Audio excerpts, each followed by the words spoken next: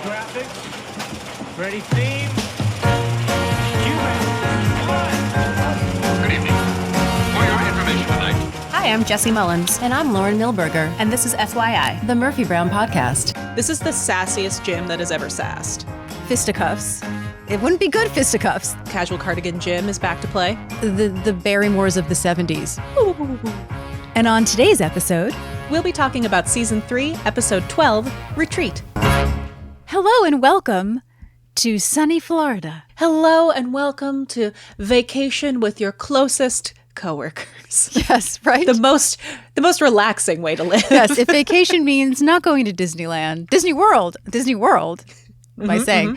If vacation means not going to Disney World and being stuck in the retreat from hell, I would say. If vacation means coerced bonding with people that you're paid to be around, but not being paid to do this, welcome. on the CBS dollar. Yes, welcome. Yes. Although, but don't we love salary requirements? Salary requirements. That's it. Yeah.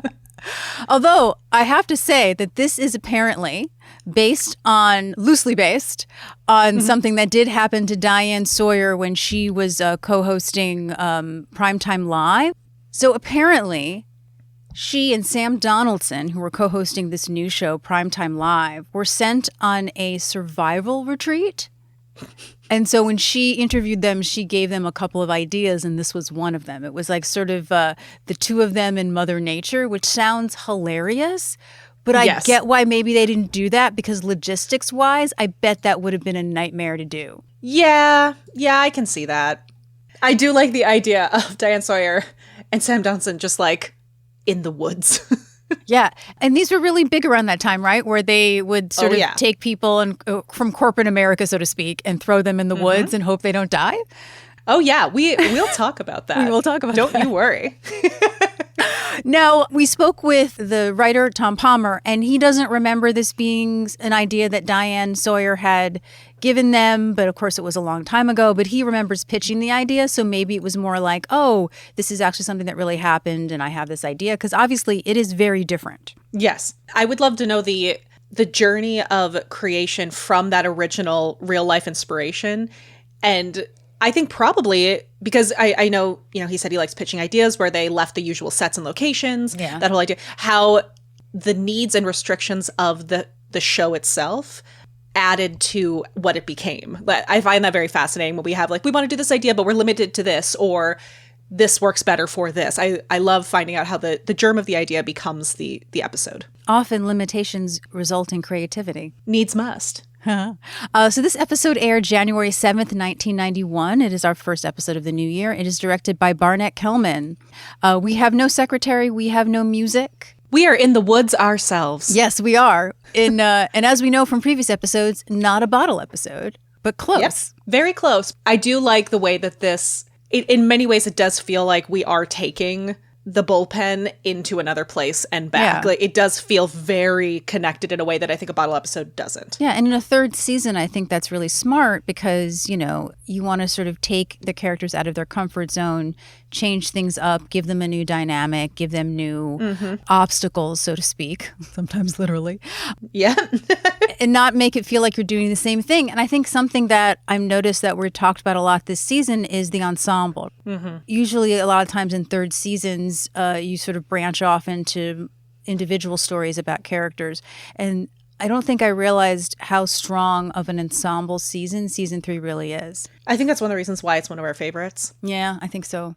Because the ensemble is so strong, and the strong ensemble is such a payoff of the first 2 seasons. And as usual, we have the TV Guide synopsis. Miles drags the FYIers on a corporate retreat where the call of the wild is drowned out by the whine of unhappy campers. Oh, that might be my favorite one. I wish we could find... So beautiful. Is there a way to find the person who wrote these? Because can someone tell me if I can find this person and send them a card? That's excellent work. Whose job at TV Guide in the 90s was to write the blurbs? What a job. What a fun time. Seriously. And then I wonder, do they get the whole script when casting writes a breakdown?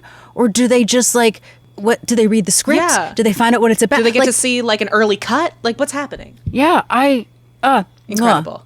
As we mentioned, no song. We do hear sort of the familiar chord of what is now the unofficial Murphy Brown theme song. We were in the bullpen and we hear screaming from our gang. The elevator opens and it is the entire on-camera FYI team super pissed at each other. I mean, in a way that I don't think we have ever seen, not even in the Bob and Murphy, Ted and Avery episode when they were up all night. They were more irritated with each other. They are like just done with each other. We've never seen them all just over each other. Exactly. And it's also, you know, as much as we love everyone, you know, it's not just Murphy who has an ego, right? Like you have to have some sort of ego to be on camera. This is the sassiest Jim that has ever sassed. Oh my God, he's so sassy. He is a brat and I love it. The whole episode he's a brat. Oh my gosh, it's fantastic. And then of course also, again, ego, the power of being Jim Dial, like gets him off. He's like so exhilarated by being Jim Dial. Oh, he loves it. I was like, oh, I love it. I love this side of Jim. I love it so much. I'm just, it's really I'm good. sure he and Doris had a great time letting off steam later. And again, talking about the season 3 outfits, which we have mentioned, won an Emmy, and we'll talk more about that when we do our recap at the end of the season.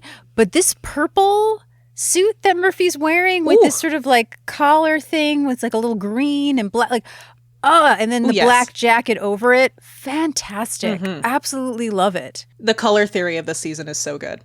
It reminded me of one of Mrs. Maisel's purses, actually. The little, like, the top part. That is such a fantastic and accurate assessment. Frank blames Jim that Murphy ran long, that he should have, you know, cut her off. And of course, Jim is upset that someone's telling him what his job is. I have been an anchorman for 30 years. No one tells me. I mean. Yeah. I mean, when Miles arrives, he arrives now, but at some point, you know, the two of them are at each other. Like Frank just puffs out his chest. And it's like, if Miles wasn't there, like, were they going to come to blows? I mean, it is fantastic. It's great. Now, I'm not saying it wouldn't be sloppy fisticuffs. It wouldn't be good fisticuffs. Those two men cannot fight, but it would have been hilarious. I would have been delighted to witness. What's great is that, what you'll know at the end, obviously, of the scene is that Miles has something up his sleeve, which is why he's a little bit extra confident, I think, here, and knows he's in the right. But Grant is really sort of, I think, peak Miles here, where he's like, oh, yeah. Do I know you people? No, I think not. It's like so great. The disappointed dad energy is so strong. And it's both deserved and undeserved at the same time. And I think that's what makes it so funny. Because I'm both like, I mean, you're not wrong, but also pissant. Yeah. But yeah, it's fantastic. Snap. And then, of course, he drops the kernel of information, which is going to be the crux of the entire episode, is that they're no longer working as a team. Which, well played. Like, put that little kernel in there, because as funny as this episode is, in so many ways, it's witty, it's got physical comedy. We'll get to it, but my favorite aspect is that not just that they do end up working as a team, which is a universal learning moment. It's the way that they do it that is fantastic, is that they cheat to work as a team. The crux of this sort of fight that Miles gets out of them is that they're tired. They're tired. They haven't had a vacation. They've been traveling. They've been on the road or in between the studio. They've had no time to just sort of take a break, which is great because it's true, but still. Frank goes, "Who asked you?" to Jim. And it's like they're just fighting about the reason that they're upset, even though it's like very obvious as to why they're having this fight. So again, they're even when the conclusion comes, they're still at each other's throats. Long story short, Miles suggests a work corporate retreat. To which Murphy says, "You don't mean those places where they hug each other. If I want to hug Corky, I do it where I could get her in a good headlock." It's a 3-day program. So many great Miles lines. He's so playing them like a little violin. Sure is. He's a winner. But Corky figures it out. And by the time he gets to the elevator and they agree to do it, which is one of my favorite Miles moments, is that he gets in the elevator, you know, and it was a trick. They're leaving Friday morning, and he goes, "Miles Silverberg, executive producer." And he just sort of like flips his finger, like number one, like tick, tick, tick, check mark. Oh, it's fantastic. Checkmate. And then the elevator closes. What's also great is that Frank tries to go after him, and as the elevator, his little "come and get me," which feels like a Grant thing and a Joe thing, but like it works because it's also like he knows he can't get him because the elevator's closing. Like it's so exactly. It's so wormy. He's safe. It's actually not him being strong at all. It's actually very wormy. I love it so much. So then we are actually at the retreat, which for those following along, we hope that you've watched the episode, which is available on a link on our website, at least as of now, is that I was describing it as sort of the set of Hey Dude, for those who watched that on Nickelodeon. Yeah, so as a massive Hey Dude fan, Ooh, nice. I will say, for me, I would say yes, but it's Hey Dude meets the skiing episode from Boy Meets World. Oh, good one. Maybe a little bit. Because you're like inside lodge, whereas Hey Dude is a dude ranch. That is true. To me, now I feel like the outside feels very Hey Dude. Like where they're going to go feels Hey Dude. And the plucky hosts. Yeah, 80s Tucson chic. Yeah. Although it feels a little more cabin to me. It definitely feels cabiny, which doesn't feel swampy Florida, but like I get where they're going with it. It's very of the time, lots of browns and tans and reds, Native American patterns, which we will learn to find out is inappropriately placed. Corky is mad that they went right past Disney World and Miles didn't let them stop because the Van Patten family was performing. Now, Jesse, do you remember who the Van Patten family was? I do, not enough to describe it, but enough that the reference made me laugh. Like I can see it, but I could not summarize for the audience. Like that's how much a part of like growing up the reference is familiar to me. I feel like that makes sense. It's like in the context of like wholesome performing, if someone might be familiar with the Osmonds. I know them as just like a family of famous actors. Well, see, I know individual Pattons, and then I know the Patton family, but I feel like I grew up hearing it referenced more than I grew up witnessing the Patten family. Yes, we are too young. We are way too young. But go us. For us to fully explain. But there are so many Pattons now that we would not have time to explain. Like, but 8 is enough was the big thing when I was a kid. I think that, and there were reruns of it. Like, I'm too young for actual 8 is enough. But like, I think that's how most people might. But I know of it. Yeah. So many actors. It's generational. Kind of like the Barrymores of the 70s. I was literally going to say the Barrymores. I will also say one of my favorite parts of this scene is Casual Cardigan Jim is back to play. Yes. It's always great to see Casual Jim. And later on when he's wearing his night glasses makes me very happy. Oh my God. So good. Frank and Jim collide in the doorway because Frank is reading while he's walking. I don't get men who do this. Is this a male thing? I don't want to like put it in sort of that corner, but I only see men do this particularly. Or no, let me take that back. No. I've seen women do this. I only see men do this on the streets of New York because women know that they have to be aware of their surroundings in a big city, and men just like, what? I'm robbed, raped. Who cares? I'm not going to happen to me. Who's thinking of that? Who's going to get me? People will move out of my way. Jim calls Frank a dim bulb.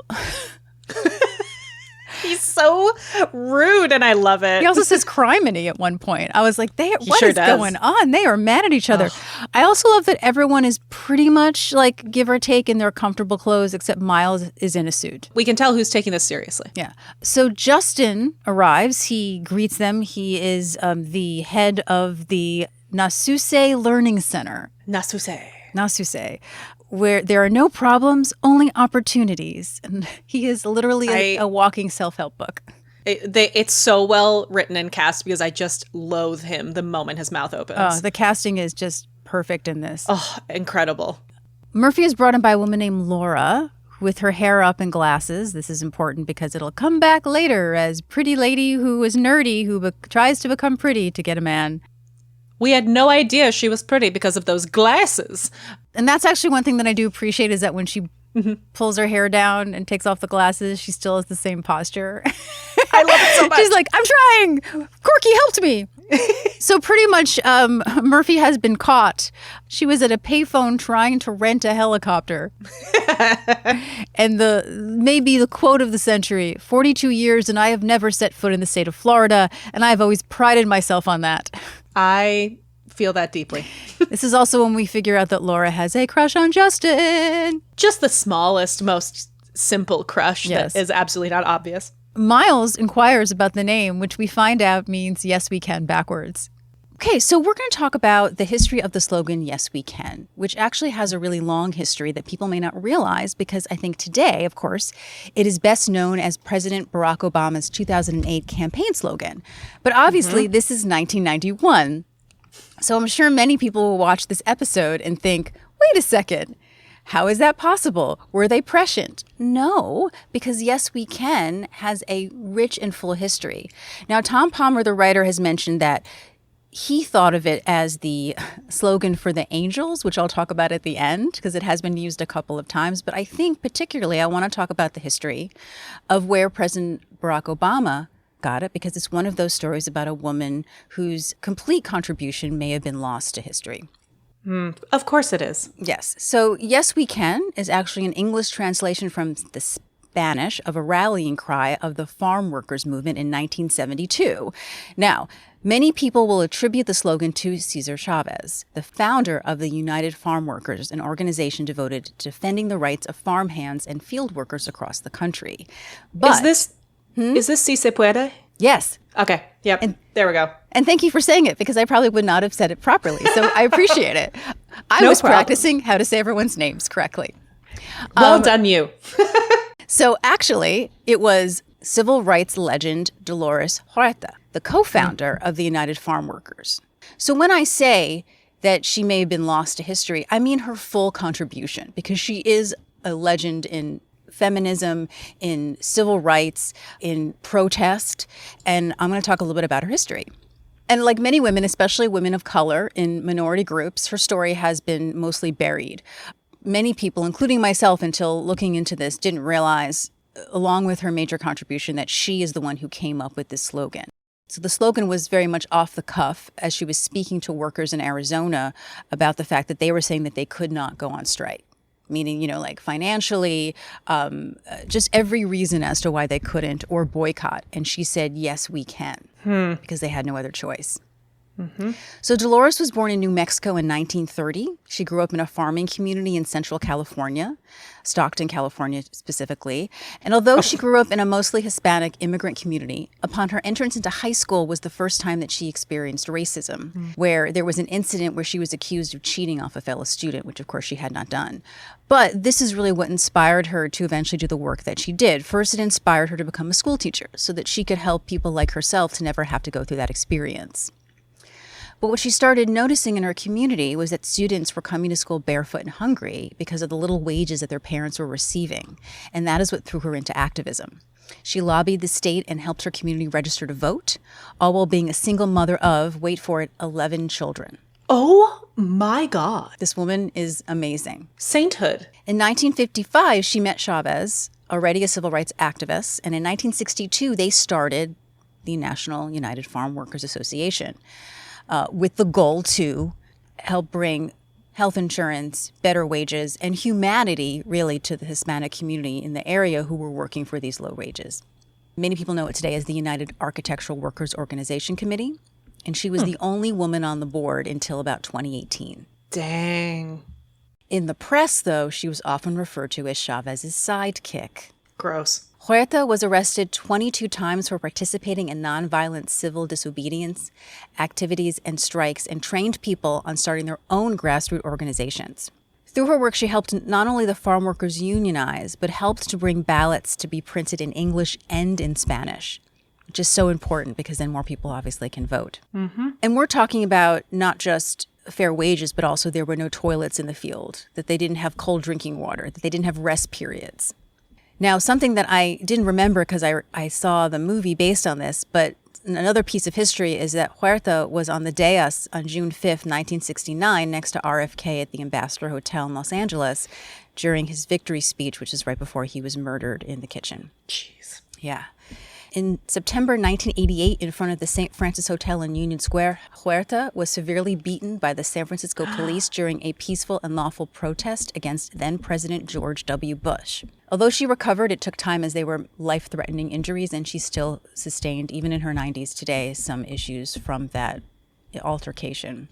But in 2019, she received the Presidential Medal of Freedom. Hell yeah.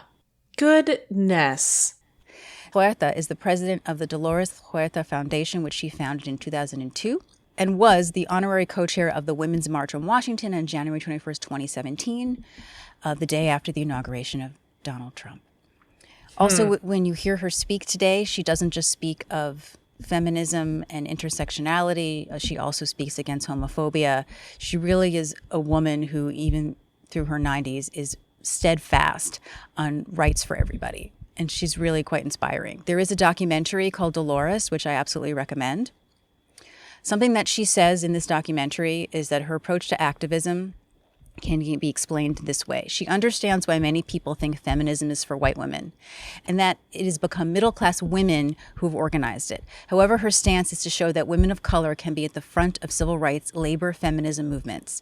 When looking to the future of activism, she believes that education is the way to go, stating, "We've got to include from pre-K the contribution of people of color in our schools today."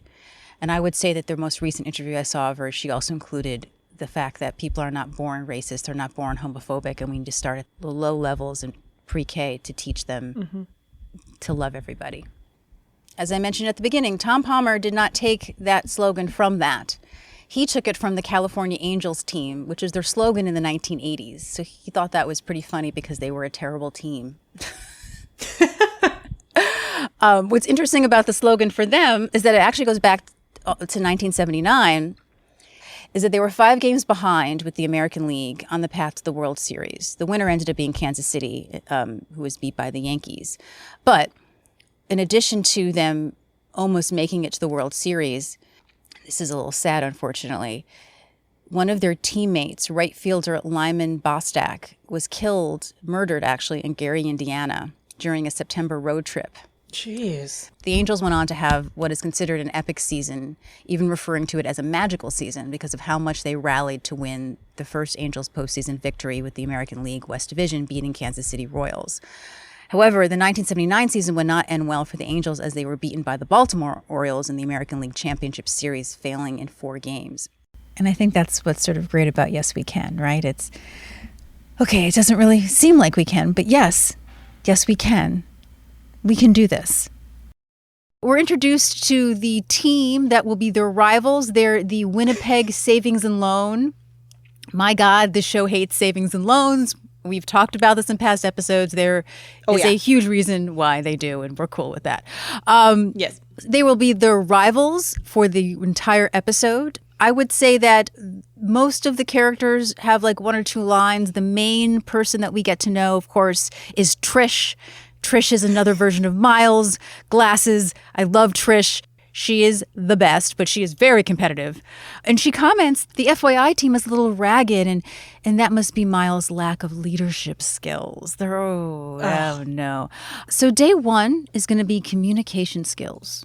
Although, is this really day 1 for the other team? But I wonder if maybe they got there earlier in the day. Maybe. And so they've already had like an orientation. They've already I get the impression that the FYI team got there as late as they could. Oh, I'm and sure. The other team was there at sunrise. Like they've already like set up their bunks. They're already ready. Like they're already relaxed into it.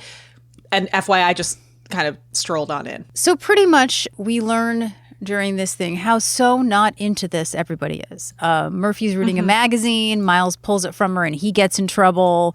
Corky tries to act like she's in Miss America and answers a question that has nothing to do with the question because it worked when she was... It's as soon as she starts it, I was like, oh, she thinks she's in Miss America. And it's just so perfect.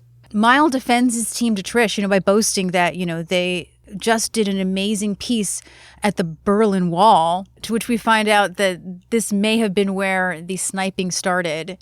And it just pretty much, they all have these quibbles with each other of treating each other terribly and not working as a team. So Trish's team, we have Laura, played by Janine Jackson, Dick, played by Lance Davis.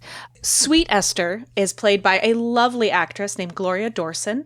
Unfortunately, Gloria Dorson passed away quite recently in January of 2022, and she was 90 years old. Amazing. Like, good for her. She had such a long career. She is a fellow Midwestern-born gal. She was a theater major and graduate of Michigan State University, where she met her husband, Dick. I love this in her obituary. They say, Gloria put acting on hold when she took on her favorite role, mom to Roland, Jeffrey, and Linda. Still, she employed her theater chops by teaching creative dramatics to children in Bloomington, Indiana, where her husband was a professor at IU. But after her children were grown, what I love is she had this young acting career, and then once her children were grown, she went back into acting. And she started up in regional theater productions in the Actors Theater of Louisville. And for me personally, the one I was really excited about, Chanhassen Dinner Theater in Minnesota. When I was growing up as a kid in Minnesota, when you would go down, as we call it, down to the cities, if you were a Northern Prairie child like me, the Twin Cities, aka the Sin Cities, aka Minneapolis, St. Paul. And your little accent came out there when you said that. Well, Drop Dead Gorgeous is the only way we tack. So Chanhassen was one of those places when you went down to the Twin Cities and you wanted to go see some professional theater. This was one of the places where you could like take the whole family, because the people who weren't maybe into that artsy theater stuff, they would really like the dinner theater. And so I saw some incredible musicals when I was a younger person at Chanhassen. So in 1985, Gloria was cast as the wife of the Hickory High principal in Hoosiers. What I love about this, it says, with 2 contacts and no agent or manager, Gloria set out at age 55 to conquer Hollywood. I love this story. Right? And conquer she did, the obituary says. Gloria appeared in Golden Girls, LA Law, Home Improvement, General Hospital, Murphy Brown, many others. In addition to television, Gloria cussed out Arnold Schwarzenegger as the woman in the phone booth in Total Recall. Yes. A scene that sent her young grandsons into gales of laughter.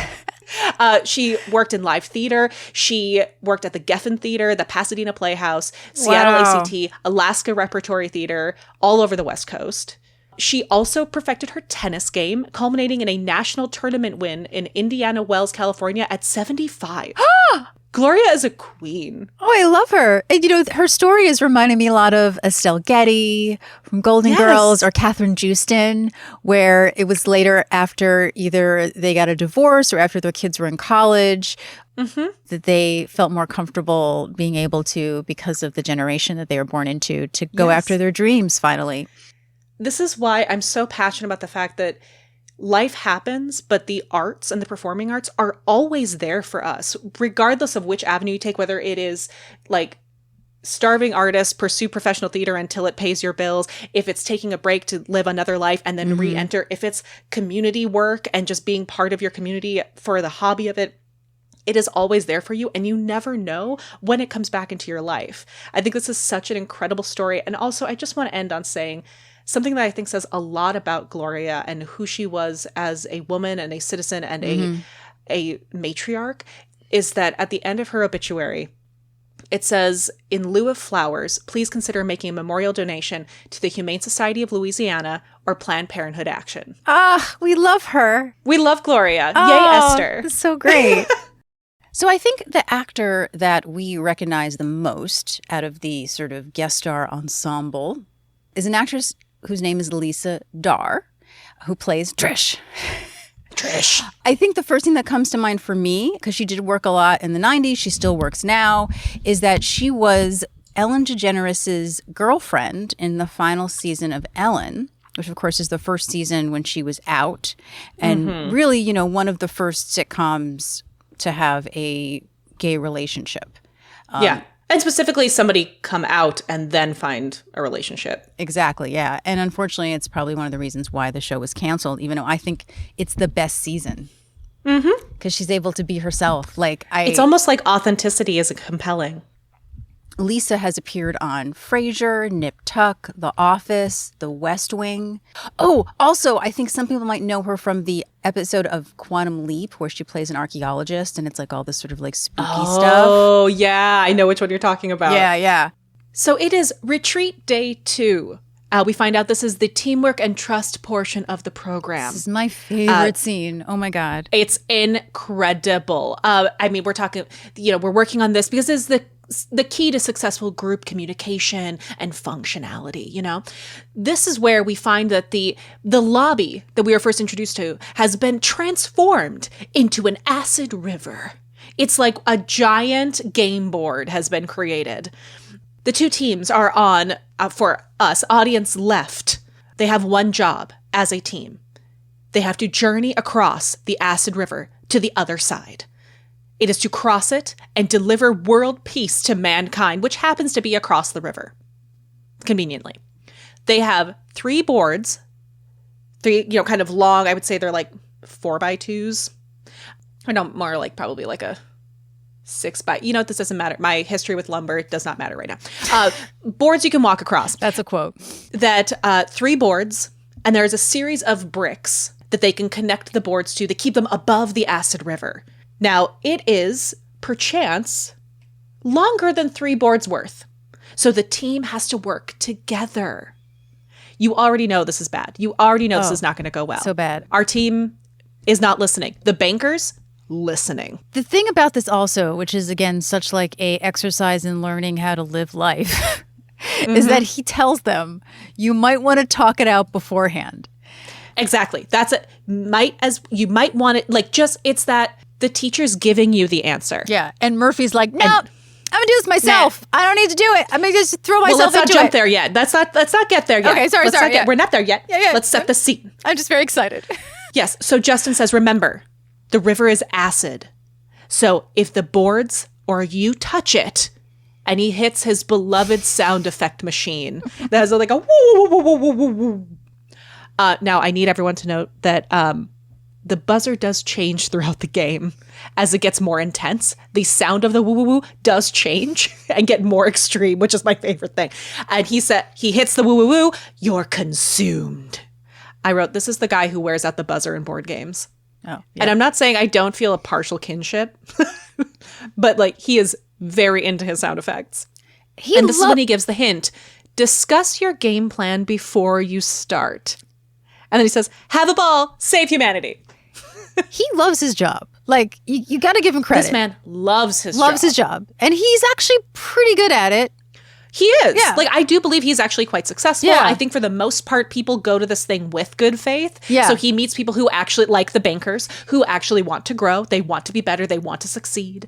I also feel like, and I think we see a little bit that when, spoiler, Justin cracks a bit at the end. I think that Justin perhaps went through some stuff as a younger person and found his zen. And this is why he now tries to pass his zen on. I have a feeling that Justin was perhaps a tighter wound creature. Yes. And I would say that there is a part of toxic positivity. Oh, yeah. That he puts on to sort of probably, look at this, we're dissecting this when it's 2-dimensional sitcom character. But I love him so much. Know, But that's the thing. That's why he's so committed. Kudos to the actor. The actor I truly is believe this man committing. has built out a life. We all know Justin. I think in the grand scheme of the world that FYI exists in, they don't realize that they are the Muppets and everyone else are the humans. Oh, I love that. Oh, I know And what I was we going to get forget at. that. I know what I was going to get at. I think the issue with Justin is that he's used to people who work for somebody else. Like even Trish has a boss, right? Trish can't act up. Trish can't go out on her own. If Murphy goes out on her own, and she's not going to get fired.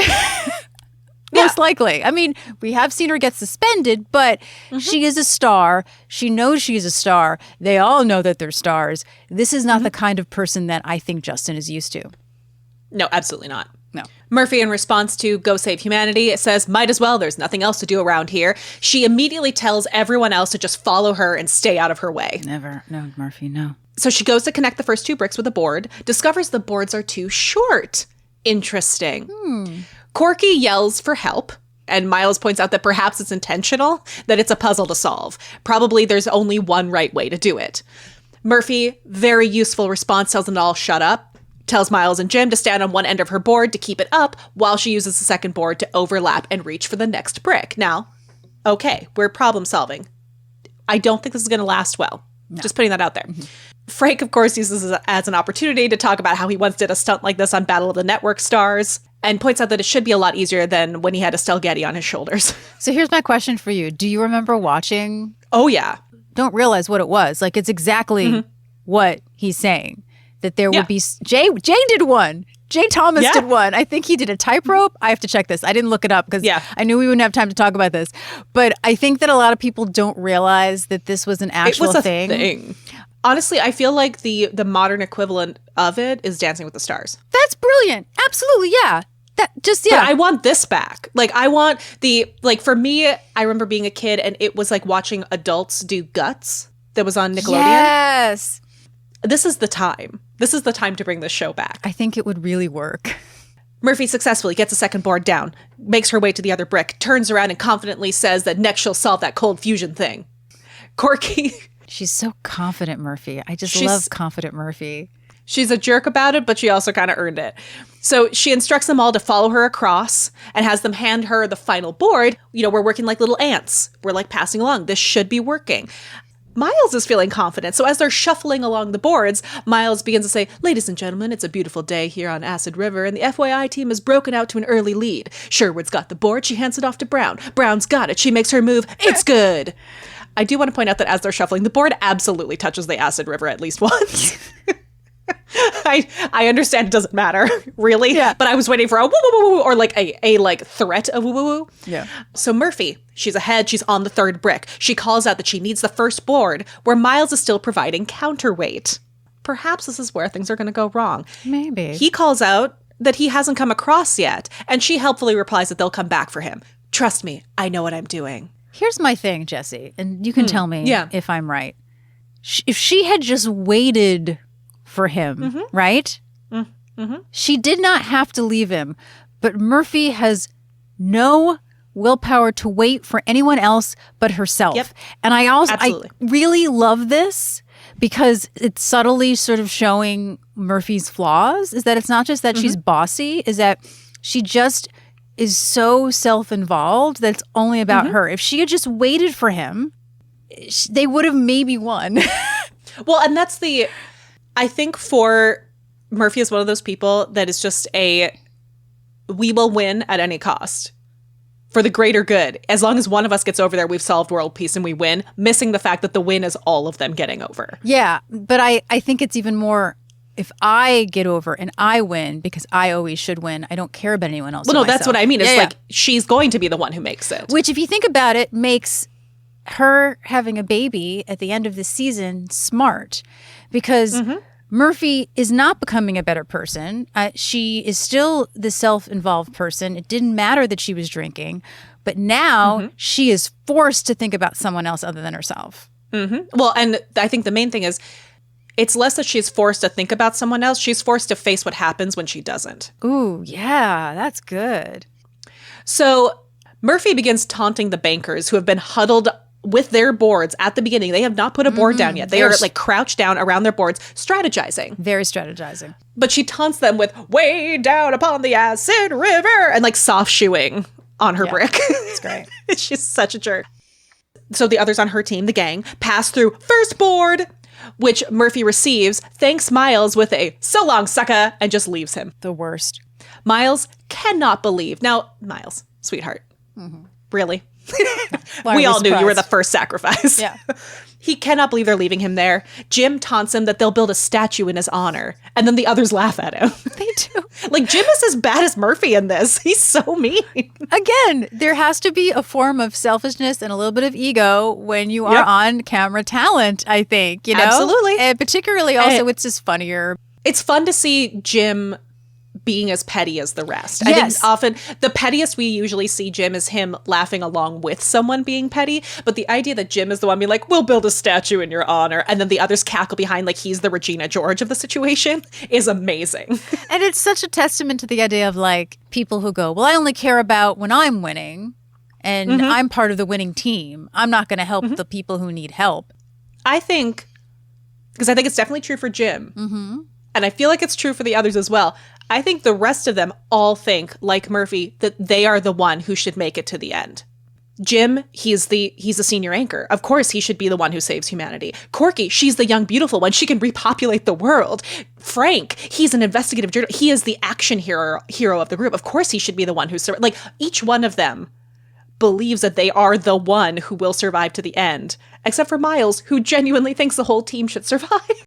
Miles, in the face of Jim's taunting, pouts that he'll stay on shore and build a little beach resort, Acid River Pines. Meanwhile, the bankers begin standing up and chanting, "Yes, we can! Yes, we can!" Murphy announces that she needs help reaching the final brick. Corky starts to move, but Frank calls out that if she steps off their board, he'll fall into the acid. Murphy just screams out, "So let him go. It's not like we need him anymore." Frank lets out the most impassioned plea. "Corky, Jim, look into my eyes. She's evil. I want to live." They're so in this sort of reality. It's so dramatic. I love it so much. And then they cry out that the bankers are gaining on them. And Corky cries out, "It's for the greater good. Bye, Frank." In he goes with a boing. Now, not a woo-woo-woo, but a boing and a splash sound effect. Frank declares that he died in Florida. What a cliche. Miles is like, "Oh, did you die? Shocking. Didn't see that coming." It's the best, Petty. Murphy cannot figure out how to get the final board to reach. And oh no, the bankers are gaining on them. Corky is becoming hysterical. The bankers! The bankers! Which I keep thinking they're saying the bakers. I had to keep reminding myself that they are savings and loan bankers. She rounds on Jim, demanding loudly that he has to tell Murphy what to do. "She's killed 2 people. Oh, tell her what to do. Hurry, do something." To which Jim very calmly offers, "How about this?" And he pushes her in. Woo, woo, woo, woo. She accuses him and he cries, "Yes, and I'd do it again, you little harpy." This is such an amazing moment because it is on one hand hilarious. Charles Kimbrough does a great job, but it is so out of character for Jim. But everything. Yeah, but this particular moment for me, he sees so much satisfaction. Oh my gosh. I'm sure that Jim, being an imperfect human, has been deeply annoyed by this little thing For 3 ever years. since she came in. Yeah. And it, for some reason, whatever happened with this last round of stories all came out at this time. And he is just, the fact that he calls her a little harpy, like he is so done. And I do think it probably has something to do with the fact that the more tenure that Corky gains, the more she directly works with Jim. Like, I think before she could just be kind of annoying on the side, but now she's become more of an equal in the show itself. So I feel like he has to deal with her more. Corky lashes back with, "You just struck down a former Miss America, Jim. There's a special place in hell for people like you." She's so hurt. I mean, it's incredible. Murphy figures out that they need to lay the board from the middle of the current one to get to that final brick. And Jim triumphantly begins to step on it so they can get across and save humanity. Murphy resists because she figured it out, so she should be the one to save humanity. But Jim is senior anchor. And one of my favorite lines, she says, "This means nothing on the river. Step back, she's saving humanity." They were really into the this. melodrama. They are so into this. And they begin tussling on the board, they're stepping on each other until they both dramatically fall into the acid. I love that it is like maybe 3 inches and they both had to have a full body crash into the acid somehow. No, and this is not a boing. It's not a woo woo woo. It is a crash and explosion sound effect. I feel like if someone was like, "Oh, I just want to watch like one episode to get like a sense of like who everybody is and everything," and I might be like, "Let's watch this." It works as a standalone. There's nothing you have to sort of catch up on. Yep. I think it would totally work. So Murphy says, "Great. She was this far from saving humanity. Nice going, Jim." He says, "I can't hear you. My flesh is being consumed by acid." We close out day 2 and we find ourselves asleep with the men in their bunk beds. Yes, we do. I love noting that Frank is on top of the bunk bed with Miles and Jim got his own bed. I love how specific everybody's sleepwear is. Oh, yes. Oh, my God. No, the sleepwear is to their character. So it's good. really great. So we hear some knocks and Murphy and Corky barge in. They need to talk. Jim cries out, "Judas Priest, Murphy, you know women aren't allowed in the bunkhouse. And who is that with her?" The lights click on, and all of the men shriek and recoil from the sight of Corky in her nightgown and curlers. I love Corky. He says, "Oh, sure, you men want us to look beautiful, but you don't want to know how we get there." Which, fair. Yeah. No, it's like men who are like, "You should put makeup on." And it's like, I'm wearing makeup. This is what women look like when they're wearing minimal makeup. I love when men say that they love natural women and then they show pictures of women in natural makeup. Exactly, yeah. And You're you're just like, like, "No, that's not, that's makeup, dude." Like, okay, also maybe it's not for you. Anyway, Corky says they cannot stand it anymore. They were in the ladies' room and there was a message on the mirror in lipstick. "Bankers rule."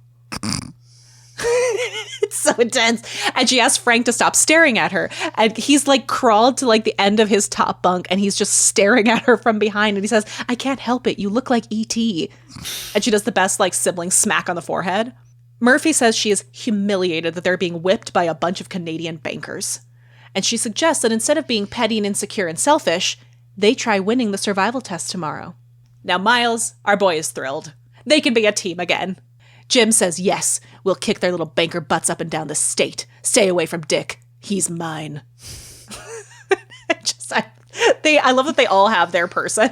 At that moment, Frank brings the mood down by pointing out that the survival test is a culmination of everything they've learned while there, and they haven't learned anything. So they'd only win by cheating, and they don't want to do that. They wouldn't want to get a hold of a survival course map or anything, and that would be wrong. And Murphy eventually, you can hear the ellipses in her voice, just stands there and goes, why? Miles says they're not going to cheat because that's not why they're there. They're there to reestablish their working skills, and it's important they do it honestly. Back me up on this, Jim. Don't care. And without hesitation, Jim just goes, I want to cheat. I love him so much in this episode. They're winners. They're used to being winners. They need to be winners. Winners no matter what. Yeah. Miles begins to chastise Jim that this is unbefitting someone of his stature, but Murphy interrupts. Miles, the lipstick in the mirror, it was peach-colored. Trish. Oh, the delivery. She also did a little drawing of you with your pants down, Miles. She looks down. You wouldn't be flattered. Corky looks down and shakes her head. Oh, Candace and Faith with their little heads, like it just emphasizes the joke. And they just shake their heads. So all those in favor of cheating say aye. Entire room. Aye. All right. They need a plan. So the history of corporate retreats is long and storied, but I'm going to give you a brief overview. The first thing I just want to call out is that arguably the first major movement toward what would become company culture and company retreats was the actual Industrial Revolution. If we think in terms of moving away from vocational survival work to manufacturing and this transformation of not only the way people worked, but also literally transforming the way we sleep and organize our days. So going into an 8-day work or an 8-hour work day, doing those the Monday through Friday system, the way that we actually started, in this process, we also changed the way school was approached. Because we started schooling children within the 8-hour workday structure, because that started training their bodies and minds to work in that way. These are not natural systems. These came out of the Industrial Revolution. And that is now encouraged by company culture. Labor movement meetings in the late 19th and early 20th century established frameworks for workers to gather and discuss their concerns. At the same time, that also helped develop a sense of unity and purpose. This idea of being identified by what you do as an employee, as a group. It created, from that we get strikes and protests and collective bargaining. It also created this idea of if we band together as a workforce, we can achieve. In the 20th century, work gatherings transformed from being purely about defending rights and organizing strike action into having a more diverse collection of purposes. Here we start seeing the corporate retreat emerging. We start to see conferences, seminars, team building, other social events like the company picnic, company happy hour. These things that now when you're applying for a job, you hear things like the company culture, the work-life balance, the how we bond with each other to know each other rather than just doing our job. I also want to call out that a lot of this I'm getting from a website called sorryonmute.com. Really, really great website. A lot of great resources about the types of work that exist now, as well as remote work versus in-office, that kind of thing. Oh, interesting. More recently, we have seen company culture get expanded into video conferencing as we have more hybrid environments. So you have the Zoom, the Google Meet, the Microsoft Teams, how you create company culture when not directly next to each other. The transformation of a company retreat grew specifically in the 1960s and 70s. We started looking at the rise in T groups, also referred to as training groups or sensitivity training groups, that focused on human emotions and experience. So this idea of how do you motivate your employees, you have to look at them as humans. Oh, God if you want them forbid. to work harder for you for maybe not more money. So as the US entered a recession in the late 1970s, they started competing with Japan for industry efficiency. And the business world started revisiting the concept of total quality management, or TQM. And around this time, that particular management style started gaining traction and popularity.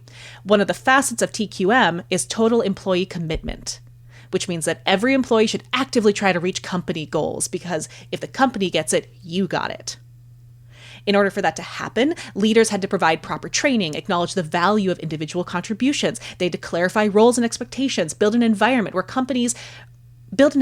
employees feel safe sharing opinions and taking risks. All of those things are things that come up perhaps in this episode and in company culture building strategies in the workplace today. Oh, full circle.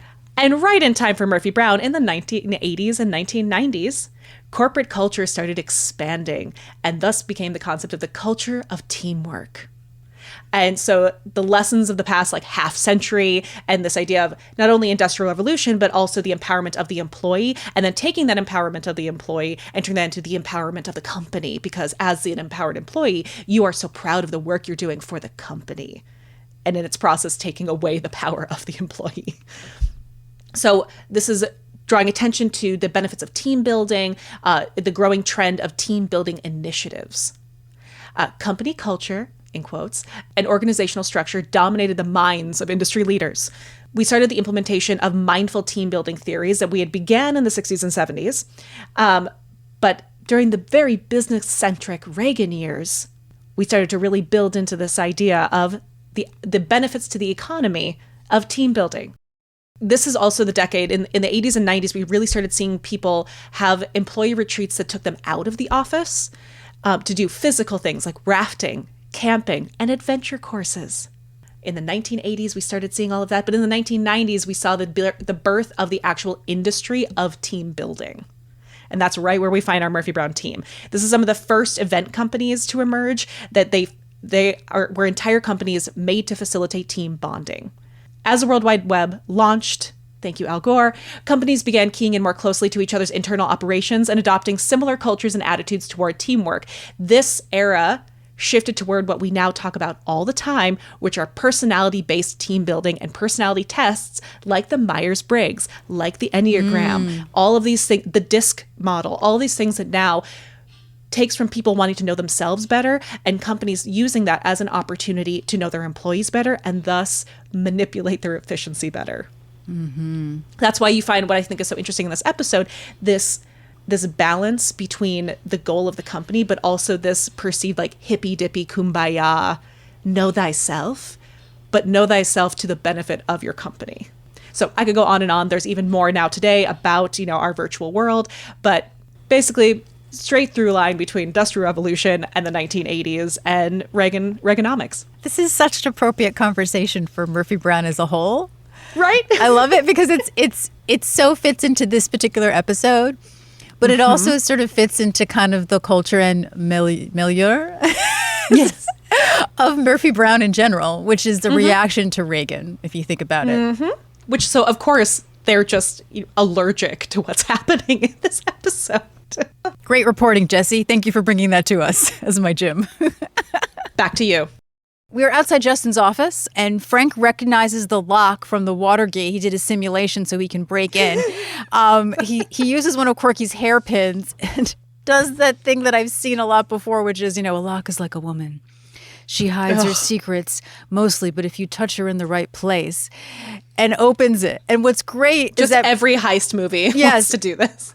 Murphy totally calls him on it and asks if he wants to light a cigarette. And Laura comes out on patrol, so they hide. Laura. Murphy wants to knock her out. Murphy's answer through this entire scene is just to knock people out. And I love the gleefulness that Candace plays it with. Well, just knock her out. But Corky is going to distract her. And what I love about this next set of scenes is that you will see that everybody uses their natural talents, working as a team. It's such a great metaphor for the actual episode. It's actually incredible. It's really great. So Corky uses her feminine wilds, her bonding with women, which probably also makes her a great interviewer, right? Here's the thing I love about that. I love that this is a representation that feminine wiles doesn't just mean hitting on heterosexual men. Yep. It is also being a girl's girl. It's knowing how you fit into the society around you and how to use your identity and your placement to your advantage. Yeah. She clocked her. She knew that she had a crush. She knew how to take advantage of it. So she convinces Laura that they're going to go and talk over Coco about how much Laura loves Justin. And she's going to help her out. I would just love to have that moment with Corky Sherwood. Like, yeah. Laura has no chance. So they go into the office and Grant Shawd, Miles Silverberg, does a barrel roll. An absolutely unnecessary barrel roll into the office. I hope it wasn't in the stage directions and he just did it because it's perfect. I love that choice. It's true farce. It's perfect farce. It's perfect. So Murphy goes to the computer, Jim goes to the files, Frank goes to the books. Trish comes. Murphy again, let's knock her out. They all hide. Jim, without even thinking, goes to the phone. He's got, which we mentioned before, he's got his night glasses, which make him look like, actually, he looks like from one of his commercials, doesn't he? He does, actually, yeah. Very particular 80s, late 70s glasses, very big. Mm-hmm. Pretends to be on the phone with the president. My best to Barbara. Oh, damn, you've caught me. And Trish is just like, oh, my God. So he's using the way his star power, the way that they trust him because he is an anchor and he always tells the truth. And he even does his anchor voice. Then, of course, when Trish leaves, Jim is such a high, America's most trusted anchor man. Yes, I could have made that woman do anything. God, the power. Someone come through that door. And he points the door and then Corky comes in. My favorite is the way he looks at his finger. He does look at his finger. He's like, wow. Great.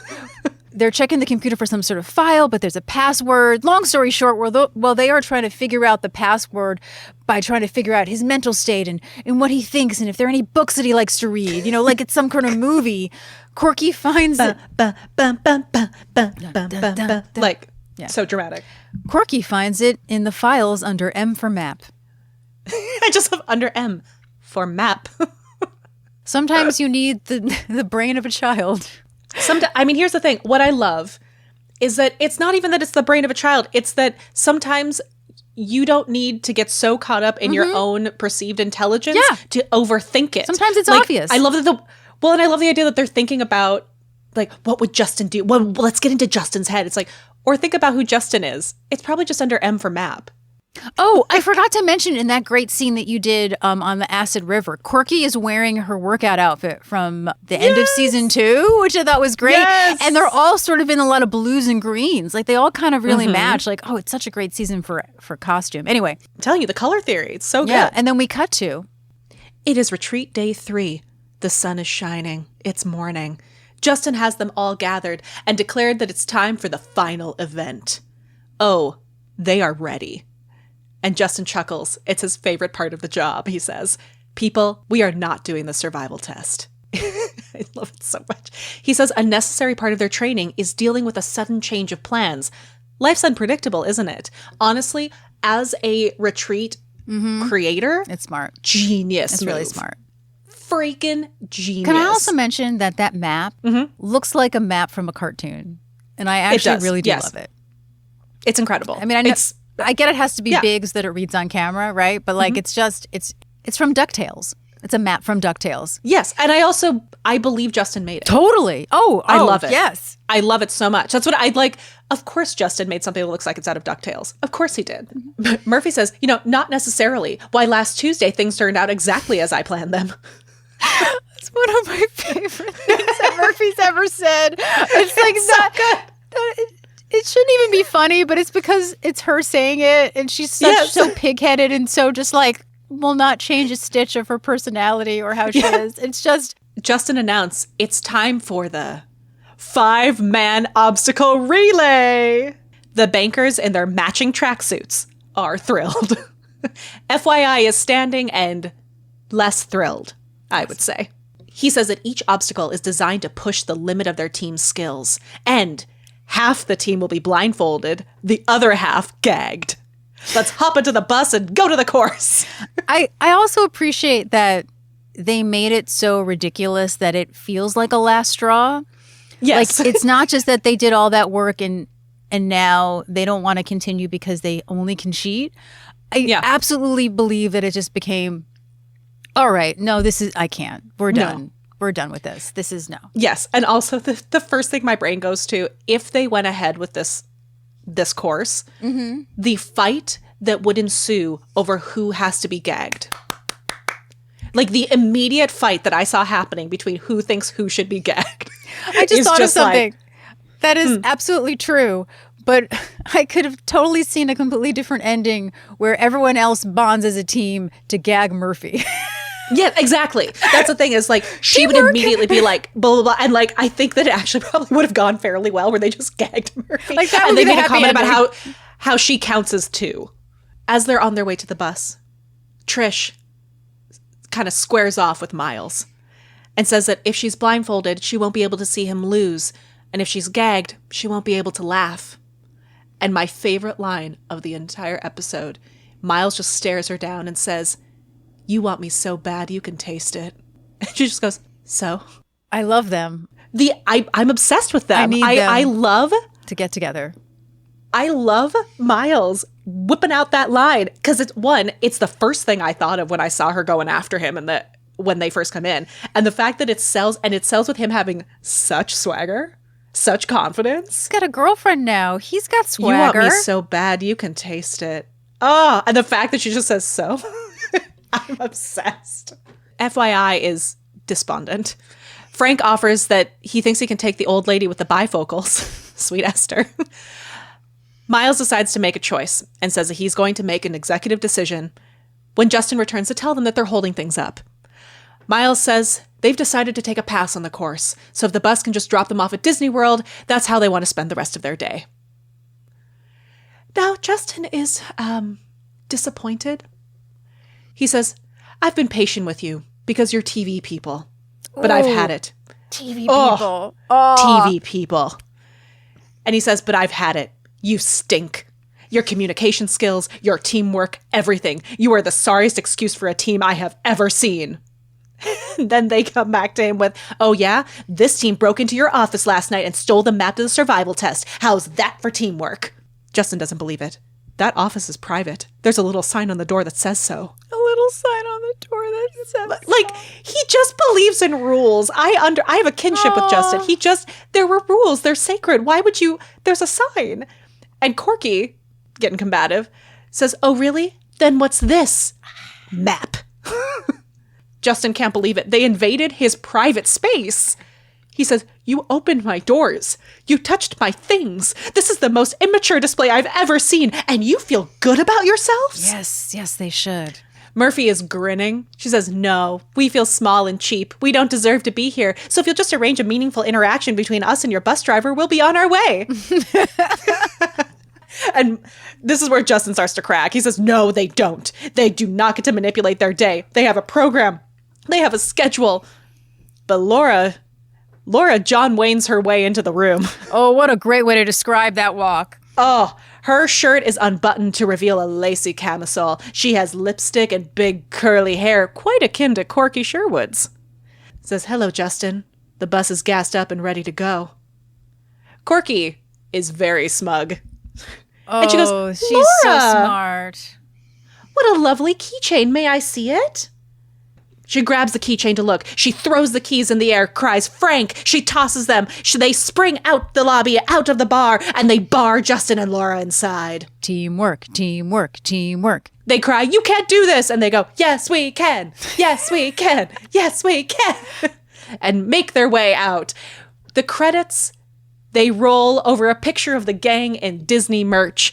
Jim and Frank are Team Donald, apparently. Frank holds a Dumbo plush. Murphy has a Goofy hat, and Corky has classic Mickey ears, because of course she does. I'm proud of our team. I'm so proud of our team. I tried to find out if this was a scene that was cut. No one could remember. One of the greatest things that like 80s sitcom brought to entertainment, which is that we get to laugh along with flawed people and not just at hijinks happening to perfectly good people.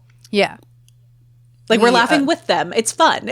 They're like us. They're perhaps a little neurotic, perhaps a little controlling, perhaps a little self-involved, and that's okay.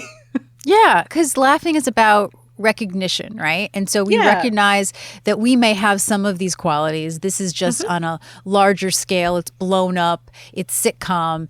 And we laugh because we recognize, and we laugh because we know that it's bad behavior, but we kind of love Murphy for doing it. Not to always make it about Jim, but it's such a great Jim episode because it makes us appreciate his restraint.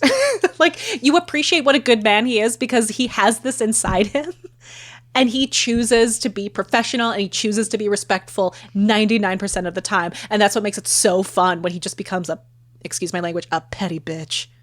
Because I love it. Oh, he does I love it become so a petty much. bitch. And Doris loves it.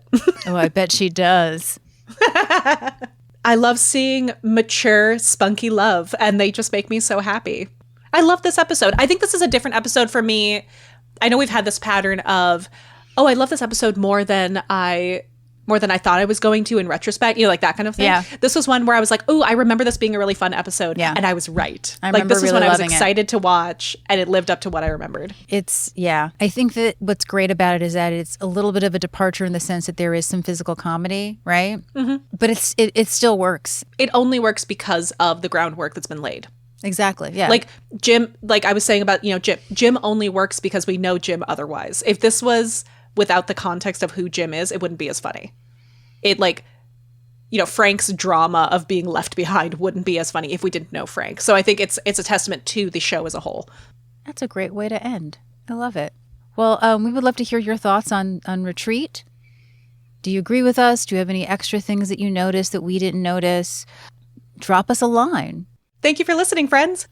If you enjoyed what you heard today, please show us your support by liking, subscribing, and interacting with us on social media. Our handle everywhere is @MurphyBrownPod. You can also email us at murphybrownpod@gmail.com or visit our website at murphybrownpod.com. Share us with your friends. Give us a 5-star rating wherever you listen to podcasts. You can also support the podcast by checking out our Patreon. You can donate once or be a recurring subscriber and access exclusive deep dives on Murphy Brown and other related topics, as well as bonus content we had to cut for time. 100% of what you donate goes towards creating this podcast. So any way you are able to support, we deeply appreciate.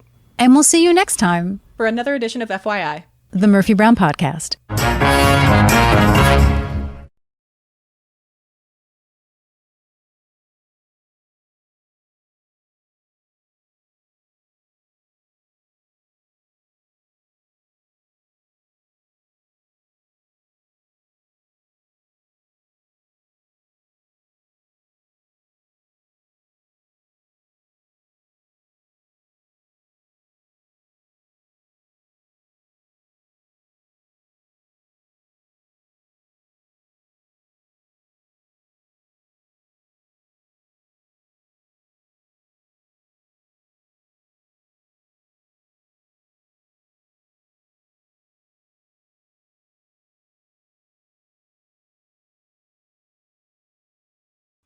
Undeniable.